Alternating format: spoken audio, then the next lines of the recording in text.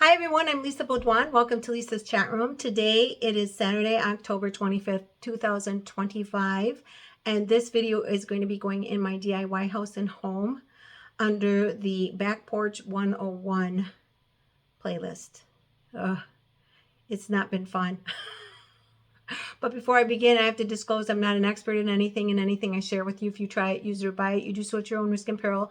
Also, too, I'm not affiliated, endorsed, or reimbursed by any company or product that I talk about in my videos. And finally, if you get something from this video, please give it a like, subscribe, share with friends and family. Drop that comment below because I do vet and read every single comment. And also, too, please click the notification bell for future videos. Okay, this is another raw feed that's going out there on my YouTube channel. And it has been a nightmare. It's mostly my fault because I just didn't do enough homework. So, but before I get into it, I always do a little theory before I show you all the stuff that I've been doing. So backing up a little bit, talking about the permits, I've worked with the city inspector now. I've talked to him, I don't know, 6 or 7 times. I'm sure I'm annoying, but he actually says he doesn't mind, and he actually says my illustrations are pretty good for, you know, doing them myself and whatnot, and not being a professional.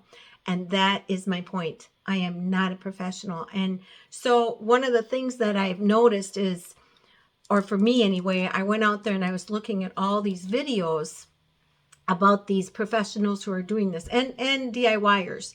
And that's the problem. Because I am not very smart with this. I'm not a contractor, and also too, just not understanding the municipal laws in my city. It is really imperative that I got a permit. And I know that this is kind of a pain, you know, getting a permit and whatnot, but there's a couple schools of thought for that. So first of all, the first thing is I'm not an expert. And even though I've gone out and looked at experts, supposedly, you know, contractors and whatnot, the problem is they're contractors for in their area. So their codes might not be the same as the codes for my city. That's the first thing. Second thing is to make sure that I do it right, because if I don't do it right, something could happen. I could have an issue with the structure. It could fall down. It could hurt somebody. It could fly away, all these types of things. So that's the second. And then the final one is the insurance. So I have homeowners insurance, and when I got the homeowners insurance, someone went around and looked at my house. Now say they come again, because they will come from time to time, or maybe I'll change my homeowners insurance. Well, what's going to happen is if they see this new structure in the back of my home, they're going to say, where's your permit? Because they're not going to want to insure a home that's not safe. So that is understandable. And I will tell you that I'm actually kind of peeved, because when I went on the website, I found that you even have to get permits now for when you change out your faucets. So I don't think they had that when I was doing that, thank goodness. But you do now. And I understand now why. Because at first I was like, what the heck? But I actually met somebody. I was in their house and it was completely gutted. And I mean completely gutted. There's no basement. And it was a house that had been flipped. So somebody, some DIYer had done the house, and they did everything, the plumbing and maybe even the electrical. And what happened is these people bought the house, and within a year something happened and the pipes broke in an area, and it completely destroyed a lot of the wood structure, the flooring in the cabinetry that they couldn't see. They had to literally rip everything out. It seeped into the carpet and everywhere, you know, just all of a sudden went from like just hidden to just all over the place. So point is, they literally had to gut the entire kitchen, the entire front room, and all of it. And I'm standing there and I'm thinking about, you know, having to have a permit for a faucet and piping and whatnot. Now I understand why. Now, and the sad thing about this is I don't think it was these people that did this. They bought this house on good faith. And personally, what I think they need to do is they need to sue the original owner who did this DIY, especially if it wasn't put in the real estate condition report, or at least look into suing them. So why is that? Why am I saying that? Who am I? Well, you're not going to believe this, but I have my real estate license. It is dormant right now, which means I haven't used it. It's not active. I could literally get reinstated, take some extra classes and whatnot, but I wanted to show you something. I want to show you this. This is my real estate book. It actually says real estate classes. I don't even know what year I did this. That's what it says. It's really dark, but I want to show you. Okay, ready? You ready? Okay. It is all in handwritten form. The entire book. These are my notes, right? These are just my notes.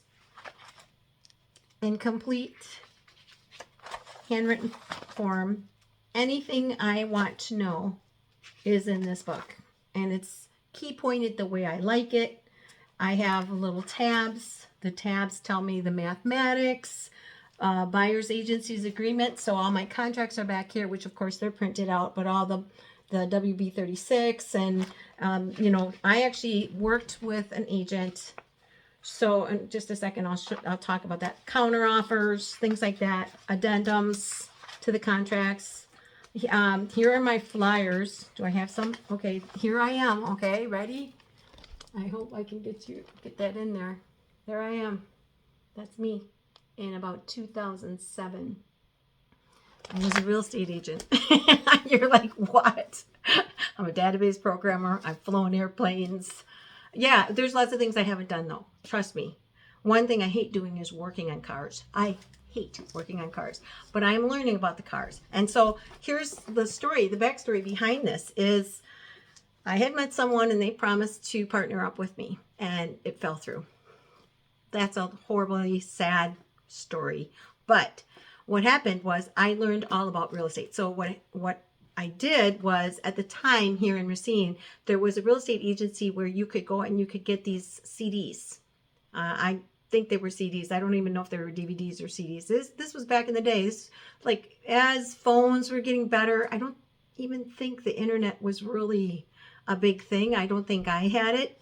So, but anyway, what I did was I got these CDs or DVDs, this disc set, and the idea was you would watch these discs and then you would be able to pass the real estate exam, because you have to put in so many hours of theory, right? So that's what I do with everything. I do theory first, research, book work, asking questions, and then the plan, and then executing the plan. I try to do that with everything. That's that wiggling the thumb process that I talk about all the time. Go check out Therapies for a Better Me 101.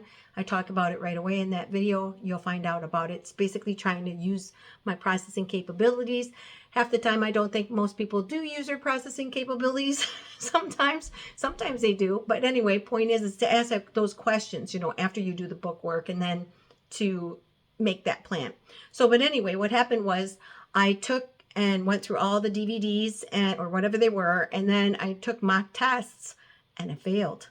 And I'm like, oh my gosh, what am I going to do? Some of the stuff that was on the test was not in the DVDs. And I reached out to them. I'm like, what the heck? I would have failed the test. And the thing is about the test, I did eventually pass it. I'll tell you how I did that. But about the test, usually there's like 3 questions that you really know. That's so easy peasy you can answer. Then the 4th question is something where you have to have learned it. And the 5th question is you have to have studied it. You know, so the 4th, you could probably get away with process of elimination. But the 5th one, it's going to be tough, because you're just going to have to know it. And really, tests are easy as long as you know what's on the test, right? Or the answers to these questions.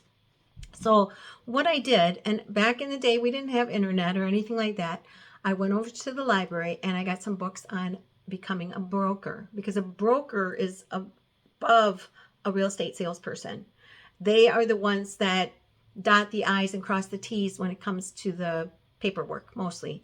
And in most agencies, as far as I'm aware, at least back in the day, you had to have a broker, basically a licensed broker, going through all this paperwork to make sure everything was okay. And you'd want one, because you don't want to trip up with contracts. And so technically, becoming a sales real estate person, and also to doing that book, I know a little bit about contract law. I learned quite a bit. Now, what I'm trying to say here is, once I got done with the book work and whatnot, I went and took the test in Milwaukee, and I remember it was a pretty long test. I can't remember how many hours you got. But I remember this one guy, he came in, he sat next to me, and he was gone within a half an hour. And I'm like, oh my gosh, I'm taking forever. But I passed, and I cried. I cried. I just burst out crying because of the pressure, because I didn't really have anybody to ask. And at that point, the guy that said he wanted to partner with me, he'd found another partner. Yes. So yeah, he found somebody else that could work for him, and not a nice person. But I learned so much from that experience. And so I understand about contract law and the meeting of the minds. And I actually want to do, a video called Research Real Estate 101, because understanding the meeting of the minds and what an implied contract is versus a written contract is really important. For instance, if somebody makes a promise to you, especially when you have a lot of people or you have it in recording and it's implied, and it might not necessarily be in the contract that you sign, and then they don't follow through with that implication, whatever it was, that's promise, you can take them to court and you might just win, especially when you have it on recording that they implied that this is part of this contract.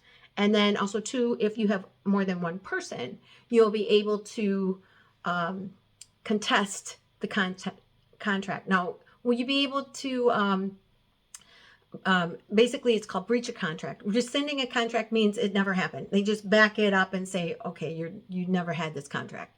Breach of contract is when one of the parties does not follow through. So in other words, when, okay, like my mortgage, my promise to pay my mortgage, okay, that's what I have to do. I have to pay my mortgage on time every month, the interest and everything. That's my promise. How many years, whatever, that's the terms. And in return, they give me my deed. They're paying for my land, and they're paying for my house, and they're going to give me that deed. So that's the implication. When you buy a car, same thing. You go and you buy a car, you make payments on the car. The payments are the promise that you are going to, that's your side. Their side is they give you the car. If you don't make your payments, that's a breach contract, that type of thing. So in real estate, now it all depends too. And I haven't been in real estate for a little while. So basically this is going on what I learned, and also to a little bit of opinion. In this situation of this person who literally had to gut their house. Now, when I did real estate, when you sell your house, there's different ways of selling, as is FSBO, which means for sale by owner, or through a real estate agent. And usually you have a listing agent and you have a buyer's agent. Now for me, I had a buyer's agent because I understand the legalities of it. Say I had gone to the person who listed this house, the real estate agent who listed this house, which that was a nightmare too, but we'll get in that in another video. Anyway, say I went to them. Well, they're not representing me. They are representing the seller. So I know that I am best off signing a buyer's agreement. With the buyer's agreement, that means that the real estate agent I have is working on my behalf. It's going to give me a little bit of opinion. And there's so much that a listing agent has to do. There's different disclosures and things a listing agent has to do for everybody. And then for buyer's agreement, you get a little bit more. Now, the thing about a buyer's agreement, again, as far as I remember, if you do a FSBO, you may have to pay that buyer real estate agent an extra commission. But usually, and you have to check, make sure you check if you're going to do this. If you're going to get a buyer's agreement, always check and ask all these questions. Usually the commission's going to be taken out of that pot of the listing agent. There'll be a split in that commission, and that's all dependent upon, it's all in your listing price and stuff. So, but point is when you do that, usually, if you're not selling a house as is or buying a house as is, you have what's called a real estate condition report. Now, this report is done by the seller, and they have to be very honest. And there have been times where I knew one person who actually got sued because there were cracks in the basement, and the basement faulted, and they didn't put it on the real estate condition report. I remember that happening. That was about a decade, maybe even 20 years ago. And that was before I got my license, didn't understand it. But it was probably due to the fact that they didn't disclose that on the real estate condition report, that there was a huge crack in the basement, that there had been previous issues with the basement, and they kind of patched it up or fixed it up, and they hid it basically. And they might have not have done that on purpose. They might have forgotten about it, but that caused them major issues in the long run. The sellers had to end up paying for the basement repairs. So what I'm getting at is with this girl, this person that had this done, I don't want to tell you who it was, but with this girl, it was a woman, basically it was a family, and she had me come in the house and she showed it to me. I didn't say anything because I was just processing, but technically I would go back to my real estate agent and I would tell them and ask them, was there anything on the real estate condition report about plumbing? You know, I would try to get a qualified plumber in there and ask what was the deal, what happened, was there a permit during this process? Because if there wasn't a permit, now I don't know, I'm not an expert, I'm not an expert in this anymore, but I would question it, definitely, that situation. So you're like, wow, what has this got to do with the back porch? It's got a lot to do with the back porch, because the thing is if I build this back porch and something happens, say I sell it and I didn't get it permitted, I didn't have it inspected, and I sell it and something happens, I can be liable, you know, unless I put the houses as is. And usually when you do that, you don't make as much money. And there's some litigation in there too. So don't take my word for everything. You make sure you contact a lawyer if you're going to sell in that type of way. Make sure you talk to your real estate agent, your listing agent, and do that. For me, I wasn't in real estate too long because of the situation with this man. And I was in an area that I wasn't used to. I tried to be a real estate agent. It's very costly. And a lot of times you become an agent, you have this, I don't know, this kind of like a imaginary thinking that you're going to be independent and you're going to really like doing this and, you know, it's going to be fun. No, usually it isn't fun unless you have lots of referrals. You've been doing it forever. You know your whole, you know, area, and you're flipping houses, you know, you're selling them and listing them. You're going to have a heck of a time because you have to pay desk fees. You have to pay for your advertisements. I mean, it was just, I was paying out more than I was making, definitely. And I thought, well, I'm going to pay out so much and then I'm going to hopefully, you know, get my investment back. I wasn't getting it back because when you work as a real estate salesperson under somebody, they're the ones making the money. I'm sorry, that's the truth. They make a ton of money and you're making, you know, so if you become a real estate person, before you do, you should really do some checking on a spreadsheet to see if it's worth your while. Because most of the real estate agents I know maybe 3 agents, and I've known them for decades, and they've been agents. They're really good. They know a lot of people. They get a lot of referrals. So, you know, like they sold the house to a mom or a dad, and then the whole kids buy from them, that type of thing. So, but point is crunch your numbers. Do a what if, you know, if then else, because the chances are you're going to get into it with this really great feeling and you're going to get deflated and you're actually depressed because it just ends up costing you so much money. So make sure you sit down with a spreadsheet and figure it out. Ask your, you know, the broker, the person that owns it, ask for all the fees up front. How much is it going to cost you? Because you have to rent a desk sometimes at the agency, and then you have to take turns with all the other agents. Oftentimes now what they do is they work in groups, and that's kind of nice, but then you've got all these groups. And for me, I personally want one person to sell my house. I feel, I did have some people once that were going to list my house. I felt so much pressure from them. It was like, when are you going to sell? When are you going to sell? When are you going to sell? You know, they need to make their money, but I don't want to. I need to take my time and think things through. And so anyway, point is yes, I was a real estate agent, and I was really insulted by this one girl because she goes, well, how many times did you take the test? And I looked and I go, once. How many times did you take the test? Yeah, she must have taken the test more than once. But like I said, I have everything I need to know in here. And it's all handwritten, all of it. So this is what I do. This I actually call this the real estate playbook. Sometimes, I mean, I have stuff on history. I mean, you should see what I've got on history. I sent some history on the UK to this really awesome archaeologist. I doubt he'll ever contact me. I watched this show called Time Team. It's on YouTube, but I watch all the older shows from England, the UK, whatever you call it. And I'm an American, so half the time I don't know what they're talking about. But I just actually get really relaxed when I watch all these people. They're such hard workers, and they're digging in the dirt, and they're just so excited, you know. And there's this one archaeologist, and I'm going to say his name because I'm going to put a link below. You can watch the videos if you want. You don't want to, it's fine. It's just something I want to share with you because everything always seems so stressful of what I talk about. But that's how I kind of disengage, is by watching ancient history or, you know, something entertaining. Usually, sometimes I watch movies, yes, but a lot of times I like to see history, and I like to see the patterns of things.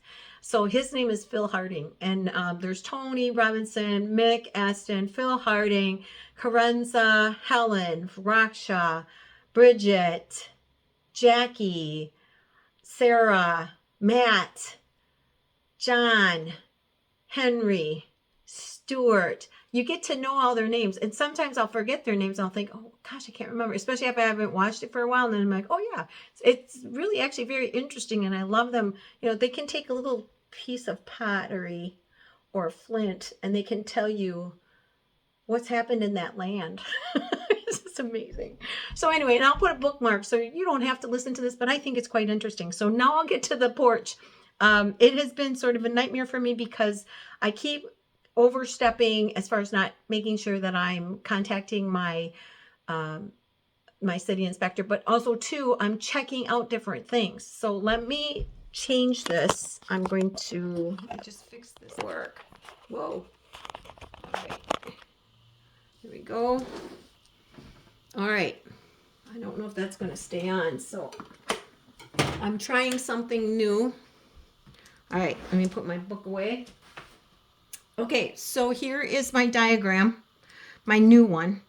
And so we've got phases here. I've got phase 1, phase 2, phase 3, and then the roof would be phase 4. And then changing out the electricity so that I have a light back here, that'll be phase 5. So the first phase is going to be this back post here. And these are 4x4 inch beams. And then this is 2 by 6 by 12 foot beams sandwiched together with this thing. And I'm going to try to just hold that up so you can see it. See that thing? That thing. All right. And that thing looks like this. Okay. So my problem, I kept freaking out because, all right, so there's that. All right, now let's talk about the next thing here. Okay, so right now I'm just focusing on this. I do one step at a time so I do it correctly and I don't mess it up. So first of all, the inspector said I can use 3.5 inch screws just to sandwich these 2 by 6 by 12 foot boards together. All right, and then I'm going to be using this. And what's going to happen is it's going to sandwich in. I'm trying to figure out how this works. Okay, it's going to sandwich in like this. All right, so it's going to look like that. Right? So my problem was, okay, just bear with me. Now I've got my joists that I have to put. And these are called joist hangers, these ones right here. So these have to go on there, on that back beam. But here's my post. So my problem is, say this is 6 inches here. Okay, and I put this on. Here's the 4 inch. Let me put this up there. All right, so say this is the 2 beams going through here, and the post is here, right? Now, here's my beam. Just say this is 6 inches right here. Where does this go? And is it going to make a clearance right here? That was stressing me out like there was no tomorrow. I'm like, oh my God, how am I going to do this? and I was trying to figure it out, you know, and I've got my tape measure and I'm going, okay, this is 6.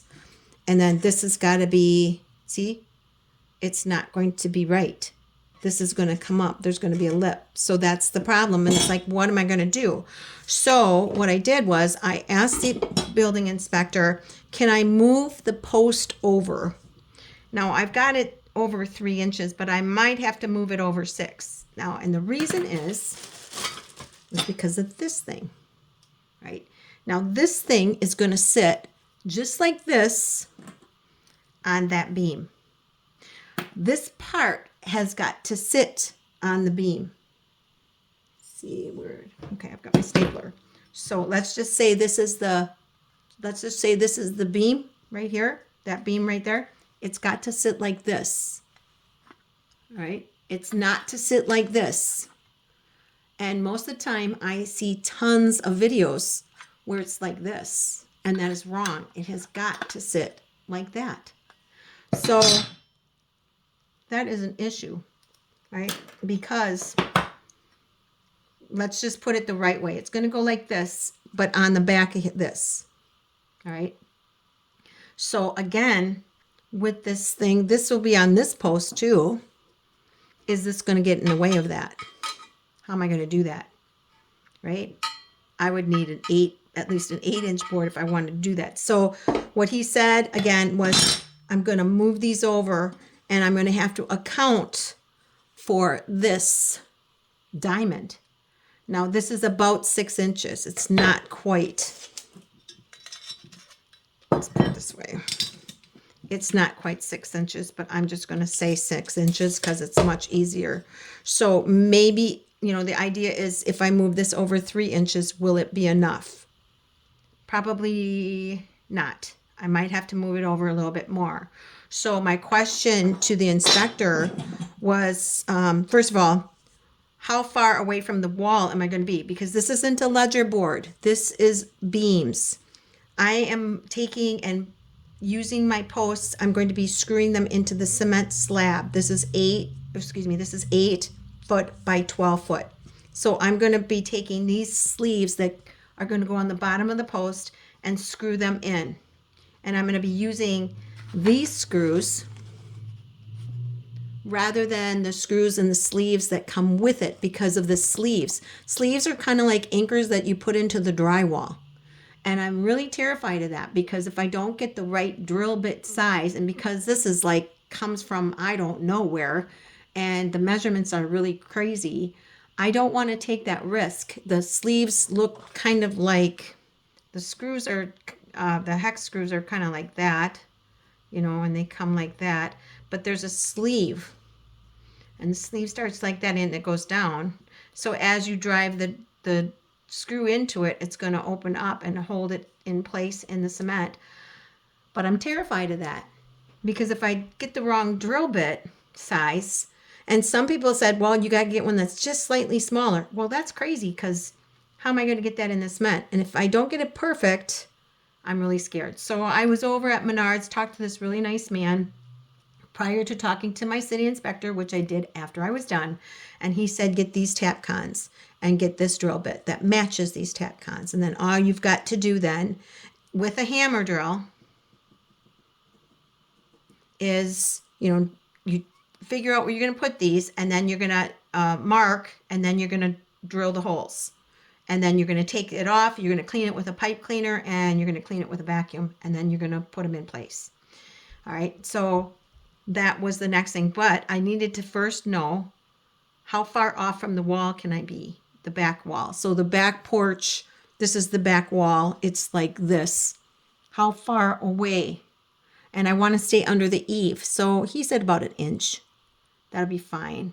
And actually, he didn't really say, you know, exactly how much. I said 1 inch, and he said that's fine. Because what's going to happen is this has got to kind of breathe and move and adjust and whatnot. So I don't want it against that back wall.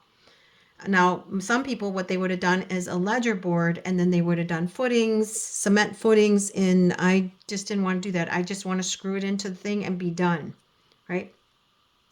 So, first of all, you're like, let's stop there. That's phase 1. Phase 1. is getting that up. And you're like, well, how are you going to do that by yourself? Well, what I did was I bought brackets. You're just your brackets that you hang on a wall. They go like that, and you put a board on them, right? The real tough ones, and kind of long enough. And I'm going to put them here and here and here, and I'm going to stick them right at it's 8 foot 1 inches, because this is 8 foot 1 inch. This post ends at 8 foot 1 inch, which gives me 1 inch clearance above this window. And then these are 6 inches. These beams are 6 inches higher. So it'll be 8 foot 7 inches, right? So if I put my little hangers here at 8 foot 1 inch, I can just rest my beams up there, attach them together, and then adjust my posts to see where they're supposed to be. And then take and mark where my post, I don't know what these are called, post ends, my post and base ends. I can put them on, mark, take them off, take that post off, drill, and then put them together. And voila, I'm done. Take down the brackets and I'm finished. Now, you do that at your own risk. I'm doing it at my own risk. I did ask the building inspector. He said, that's fine. He said, but you got to be careful, because you want to make sure you don't go too deeply into the walls, because there's electricity. There could be electricity running around in these walls. So just be very careful. I know exactly where my electrical wiring is. I do. So I don't have to worry about it. The other part of that with this phase 1 is there is a light source in the eave.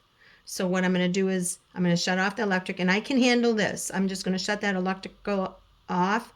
I'm going to tape up those wires. I bought the connectors that go with that, and then I bought a plate that's going to go, it's just a round plate, a white round plate that you screw in instead of the light, and I'm going to block that. So eventually what I'll do is I'll run the electrical, I'll have someone do it. I won't do it. I never touch the electricity, because I understand about the permit. Plus, it's dangerous, okay? If you don't know what you're doing, okay, it's dangerous. You can get shocked. You can die, okay? Certain things you can really die, and I'm not touching something. I'm going to die. I'm not going to make a porch and end up killing myself. It's not worth it. So I'll have somebody do that, and they'll just hardwire it from the switch, because there's a switch right over here that turns that light on. So I'm just going to be very, very careful. Avoid any electrical wiring where I know it is. And they're just going to be temporary anyway, and they're just going to help suspend these 2 beams until I'm done with that phase. All right. So that's phase 1. And then phase 2 is putting this beam up, and which will be pretty easy, because I'm just going to put up the joist and add a joist here. And again, I'm just going to adjust it. I'll probably put up the outer joists and just get them adjusted.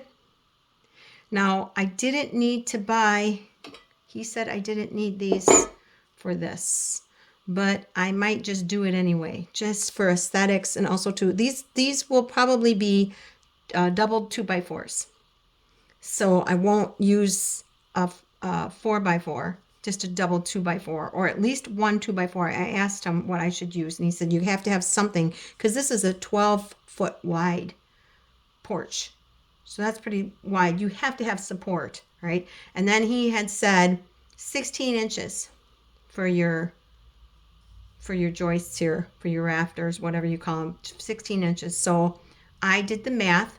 And so one of the things I suggest you do, if you're going to do anything like this, before you do it, of course, you're going to show your permit officer, your inspector. But what I did was I took, it's obviously 12 foot, but I need to know the inches. For me, it's much easier to do inches than it is feet. So this is technically 144 inches wide, and then I just took and divided that by 16, because he had said 16. So I need 9. That's how I figured that out. And then I just made this diagram for him to look at, and he said, this is pretty good for, a non-business person. I'm like, thank you.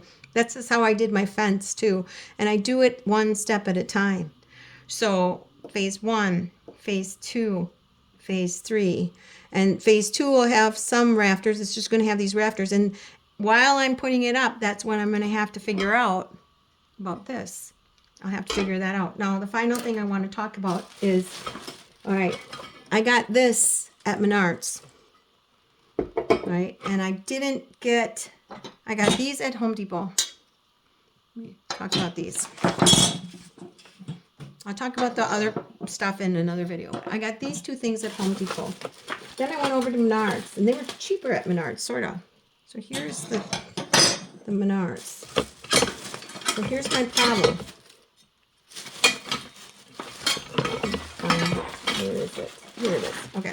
So these are the Menards, and these are the Home Depots. Now, here's my problem. I don't have the screws yet for my joist hangers and my hanging ties. And the screws look like this. So for this, I need the number 10s, 1.5, 1/4 hex drive. I want to use hex screws. I don't like the newfangled screws with the stars. I don't like any of that. I want a hex screw. It's easier to remove if you need to remove it. I have used those stars, and someone says, oh, they're really popular. I don't care. I don't like them. So I'm going to use hex screws. And then for the hanger tie and the joist hanger, it is number 9.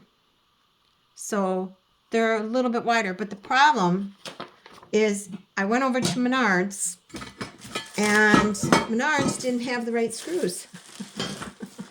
Of course. So I got these. These are number 9s, and they're 1 3/8, where this is 1 1/2. So I am not sure. See, and again, it's sort of like I don't like these. They've got the star.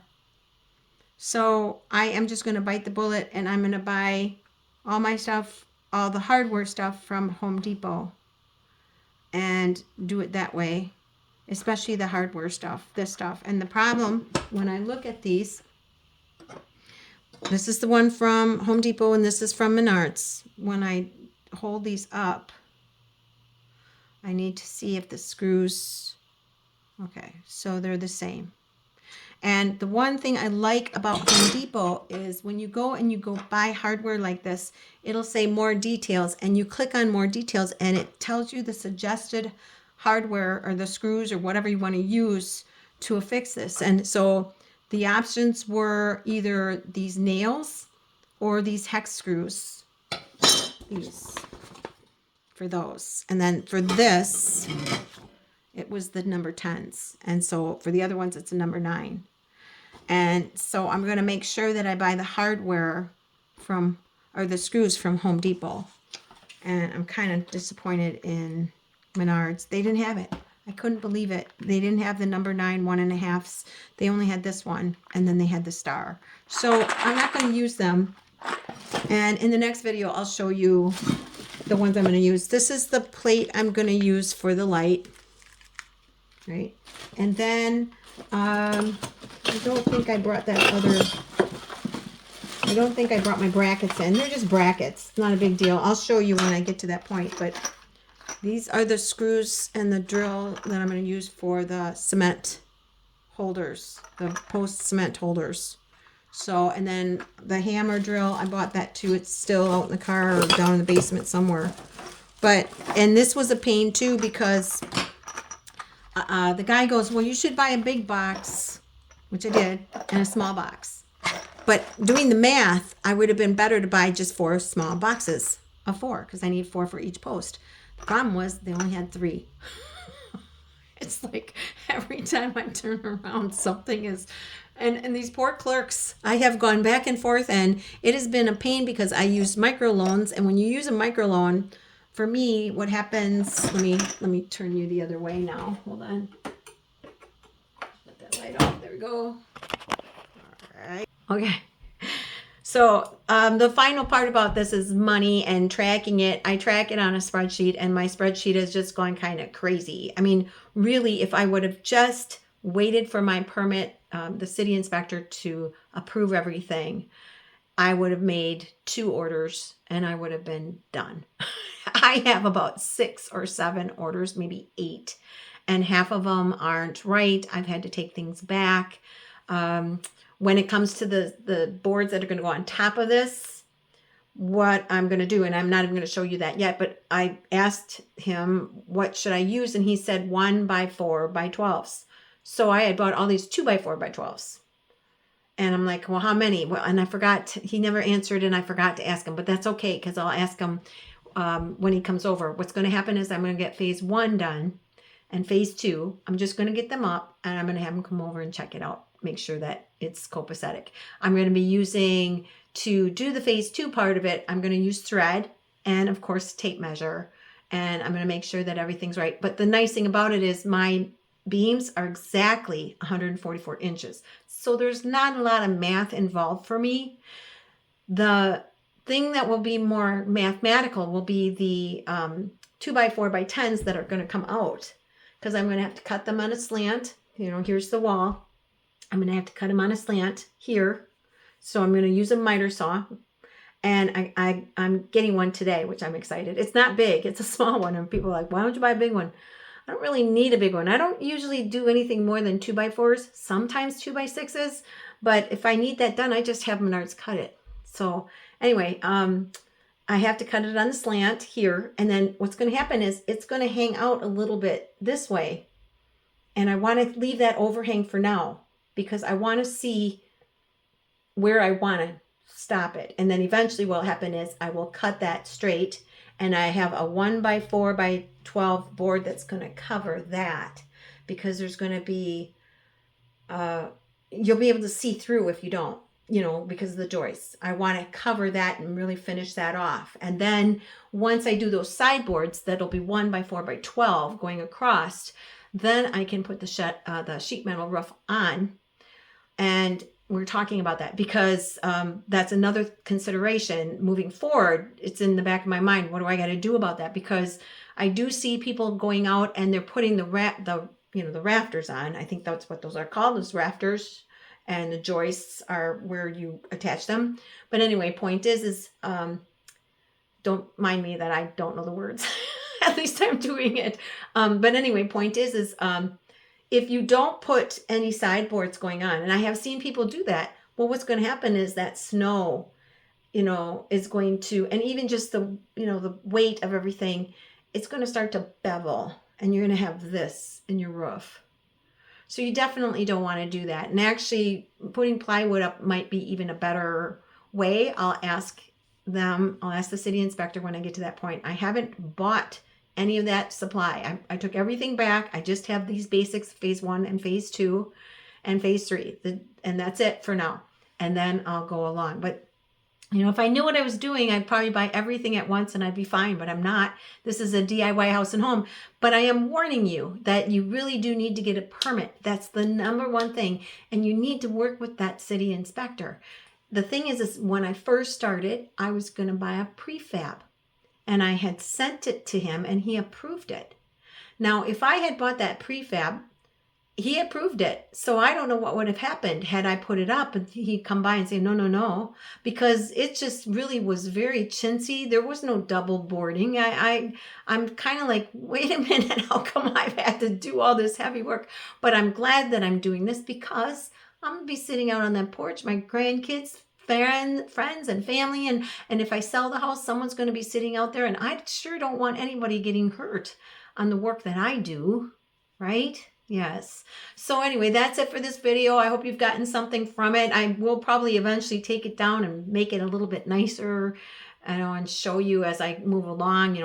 I want to make like one big video when I'm done with everything and re-edit a lot of the stuff out that's redundant or not needed. But I do think it's really important for you to understand about the permit and also to the real estate condition report. It's so important to understand how necessary that report is when you're selling your house, and how really you need to walk through your house and check everything and make sure you list every single thing on that report, whether you think it's going to help sell your house or not.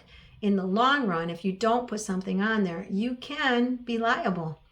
And that's what that girl with the basement found out. That was it was a couple that did that. So, but anyway, just sharing with you, me too. I mean, I'm not completely ignorant about things. I am a real estate agent. You know, so a lot of people would come to me and ask me questions, and I'm like, well, now I'm not answering. And again, one of the things, I'm a medical assistant too. It's kind of like a clinical nurse. I work in a clinic office, and people say, well, you're not technically a nurse. No, but I do have surgical experience. I worked with surgeries and things like that, kind of beyond my scope. So there's that. And the thing the last thing I want to say is, when I studied for that, when I studied for real estate, when I studied for water safety, I just got done taking a water safety class for the water safety series, right? I'm now taking a lifeguard class, an online tutorial theory class. I'm not sure if I'm going to go get my lifeguard certification. I don't really like to swim, but I'm learning. And actually, that is a long class. And I think lifeguards are underpaid, certainly, for what they do, the risks that they have to take, and everything, the responsibility. It's a lot. And I was talking to my friend, and I'm like, holy cats. And it's a very detailed online tutorial, and I'll share that in the water safety classes. But my point is I step back, like with the real estate, and I do the broker. And I learned a lesson doing that. It's like, when you want to learn about something, learn as much as you can. If you're going to go get your car fixed, which that's the one thing I don't know much about, I'm going to make sure I learn everything about that issue with the car. And honestly, I can't keep it in my head, but I'll learn about it so that when I get there, I know what they're talking about. You know, I can understand them. I'll go check prices out to see if they're, going to be copacetic with the pricing, things like that. So, but taking and getting that extra education. And the thing is when you get that extra education, you have to go to qualified experts. The city inspectors are the ones that are qualified experts in your city, and they know the municipal codes.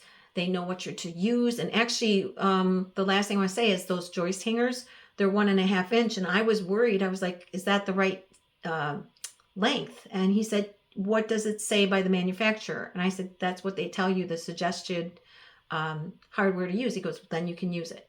So, he knows, and he has these tables, and he actually showed me one of them as we were talking, and I was like, holy cats. They are trained to make sure that you do the right job.